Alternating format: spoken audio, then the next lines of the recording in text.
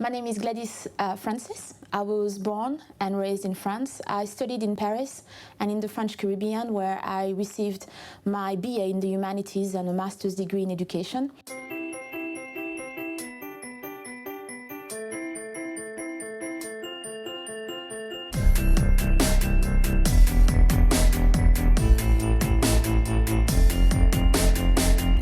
My scholarship focuses on French and Francophone studies, women's studies, conflict studies, and I basically look at issues pertaining to regions outside of France where French is spoken. So what I do is that I teach language courses, literature courses, and cultural courses through the lens of Francophone studies. At the core of my use of technology is my students. So basically, if the technology is going to improve something, a skill of theirs, I will use it. My name is Amanda Breland. I am a graduate student here at Georgia State University in the Modern Classical Languages Department. What I remember most about Dr. Francis and her courses are how challenging they are, but how high her expectations are of students, but also how much I learned. I think that when students are undergraduate students discovering literature, it can feel very overwhelming. So I thought that it would be a good idea to actually go into a classic piece of literature, The Stranger by Albert Camus, and get them to basically be able to summarize the chapter, eliminate the secondary ideas or concepts that were not very important, and find what is the essential aspect of that chapter. And I thought that the tweet would be excellent because they would only use 140 characters to summarize that chapter. The tweet book is one of the activities that I would pinpoint as a turning point in my French studies, because it made me have to really develop my language skills.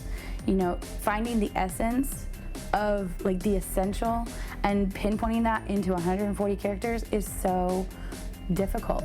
You know, 140 characters is a sentence, two, maybe.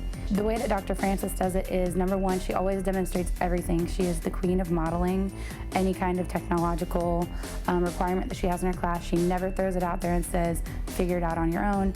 It's always, let me show you how to do this. I'll walk you through it. If I'm gonna expect you to do it.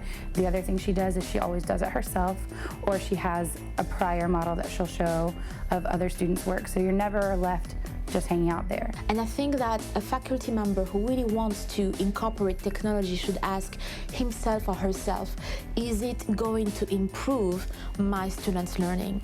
It's not a matter of just utilizing the technology for the sake of using technology. Sometimes it's not necessary in the classroom, but is it going to improve the students' learning? Is it going to improve that little aspect of the syllabus?